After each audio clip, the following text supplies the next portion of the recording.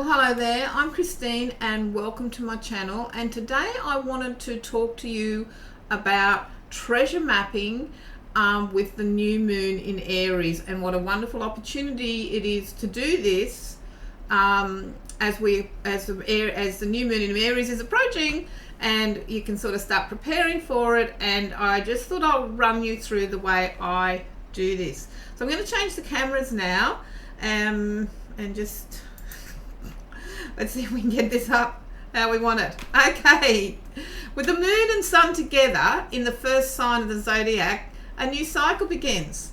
It's time to set your intentions, start a new project, become an entrepreneur, create an online business, put more content on social media about what you do, be more confident in yourself, just be the driver in your own life, be the person who moves your life in the direction that you want it to go. So just to give you a little bit of background, I first started reading tarot in the early 70s. I started devouring astrology and left school, went nursing, studied herbalism, psychology, read and embraced Shakti Gawain's book on creative visualization, and started creating treasure maps back then. And I also, in the 90s and early 2000s, studied Chinese medicine, and that's where I learned more about Feng Shui and the Bagua. So as we approach the new moon in Aries on the 1st of April, it's auspicious, or lucky, as we say in the West, to put up a treasure map for the coming astrological year. And keeping in mind that we have the year of the tiger, which can be lucky, and I can talk about that. And I'm just going to change cameras once again so that we can sort of move things a bit around. Oh, that doesn't want to work. Here we are. So back to the camera again. I think I'll go to this one. This is a Bagua. Now this, what I'm going to do is I am going to put links in the bottom of the video where you can look up a good Bagua, if you know, or they're also known as Feng Shui maps. But it all works that this is like your front door, and you turn it like that's my front door. It faces the south to my office here, and this would be prosperity and abundance, fame, aspirations, love, relationships, children or creativity, helpful people, travel, health, because health is wealth. No matter where you're from or what culture you're in, health is number one.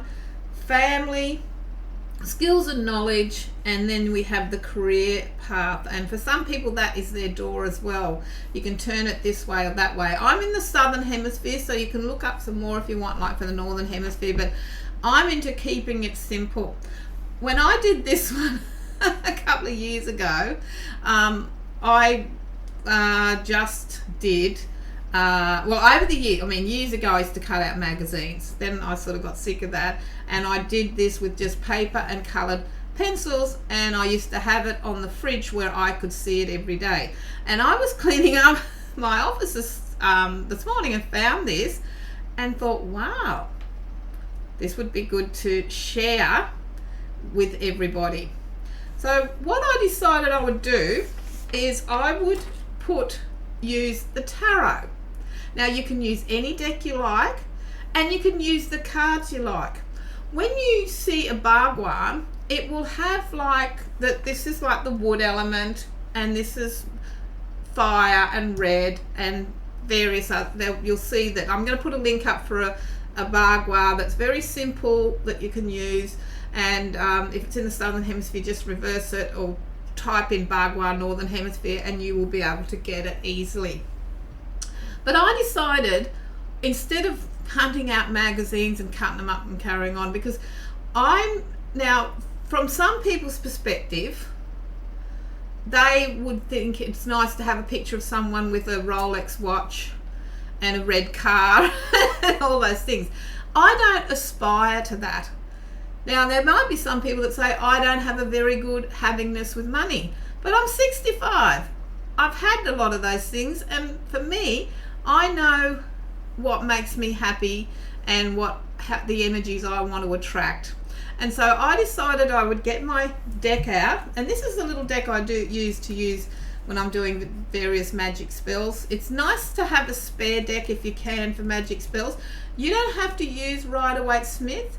You can use whatever deck or pictures that talk to you, because at the end of the day, no matter what we do, it's all about intention and focus.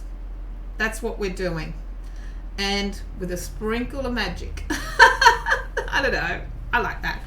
So getting back to the positions, we have here is the fame and reputation. And I sort of thought, well, I wanted people to be communicating about how I help people. I wanted to see the flow of communication of my channels and how I help people, because I like the sky in that, because that's where like the internet is and everything. And I sort of wanted to have that happen. It's a fire element, so the wands will fit there. The color red works well there. I feel the wands have got a little bit of red in it and things like that, so that's works for me.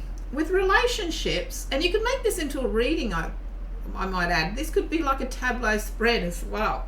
So very, very dualistic. This here is relationships. So I put the Four of Wands. Normally when I'm advising people in tarot readings and things like that, or any other consultations I'm doing, sometimes it's counseling, if you're wanting to attract someone good in your life, new and everything, usually nice pink, soft red and rosy colors are what works, and elements. I myself am in a relationship. We live in our castle here. I feel these rods are very firmly in the ground and rooted well. 4 is the number of stability for me, and there's also these things of abundance. So that picture there is representing to me what I want sort of in the relationship area in my life. Then we have family over here, and everyone wants to have happy family people around them and joyous, and family energies flowing well. So I put the 10 of Cups for that. The center card is one of the most important cards. That's the center and the health. And getting back to being in the year of the water tiger, yellow, if you want to sort of balance the energies in any room to make it auspicious for water tiger, you can use red and yellow. Now in Feng Shui, it doesn't have to be rush out and paint your whole walls yellow and put a red couch in it. Sometimes you can just put a little vase, or buy some yellow flowers, or put a red ribbon on the back door or something. It can be just as subtle as that, because Feng Shui is about energy and reminders and letting that energy flow, so that when it catches your eye, it triggers an energy of auspiciousness and happiness and energies flowing. In the area of creativity, I used the Wheel of Fortune, which is a Jupiter card, and I sort of wanted that. Oh, sorry, I'll just go back to this one. I used the sun in the center because of the yellow and the red. There's some health issues I'm wanting to break through, and when I see this particular sun card, it's about breaking through some barriers so that I sort of walk more, choose to eat better more, and the little sunflowers all grow very nicely. So that is how it relates to me. But use a card that works for you. This is just my opinion and sharing a technique, which I hope you will do if you're so inclined. In the area of creativity and children, for the children in my life, I want to see them move forward on the wheel of life with opportunities coming their way and keep moving forward. I also want to see in my creativity, an element of creativity keep rolling into my life. Creativity rolling like that. It's almost like I'm lovely energy when I think about it. So that's sort of where that is for me. This position here is knowledge and self-cultivation. Well, for me, it's the High Priestess, because the books there, always studying the books. Centering and meditation is one of the key things for me to help me be grounded. And also I'm going to be working a lot more with the moon. As an astrologer, I've been quite general, but I'm wanting to I'm doing some extra study with the moon and incorporating that a lot in, because I like that feminine moon energy. So that's sort of like a development for me this year. With the career, obviously we want abundance. I want my career to flow. I don't necessarily, that could be awards, but I don't want that. I've got all those certificates and stuff, and they mean very little to me at this point. But I want to be grounded in my career. And I also, it's Jupiter and Pisces, so that's the helping stuff. That's the work I do. I do tarot, I do hypnosis, I offer meditation, and I offer astrology. So that's Jupiter and Pisces, so I put that in the career thing, because that's actually where I work. Those two could be interchangeable, or it could all just flow down there, that I have the health to continue working with it. So it can become a reading board as well as being a Feng Shui bagua, or a treasure map, or vision board, or an energy map even. It's all whatever you want it to be.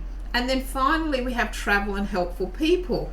So I find I like the World card because she's moving forward.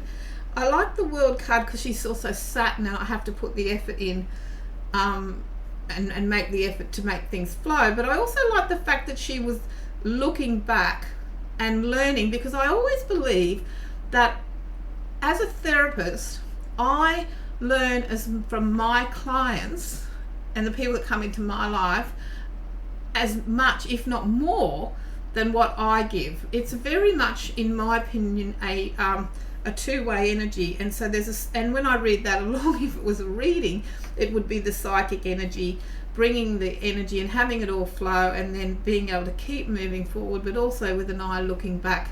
And that's sort of where that all is for me. I turned the deck over because when I first started the video it was at the top.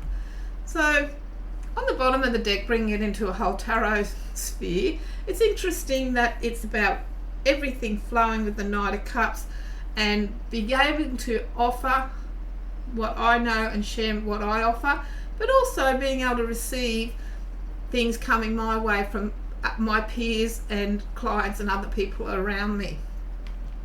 So I'm just going to have a little look, see what I'm doing here with all of this, with the screens. Okay, so to be able to do this, the energy is its strongest at the new moon, and with the new moon in Aries obviously. So wherever that is, you can Google that and look up new moon in Aries. What is it? What are we in? April 2020, April 1, 2022, and that will give the time in your area when that is, and you can work with that. It's also about intention, but it is nice to do things when that energy is strong, if this is something that you feel resonates with you.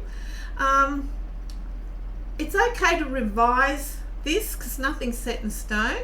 So you can revise it at Cancer. That gives it a few months to let it all unfold.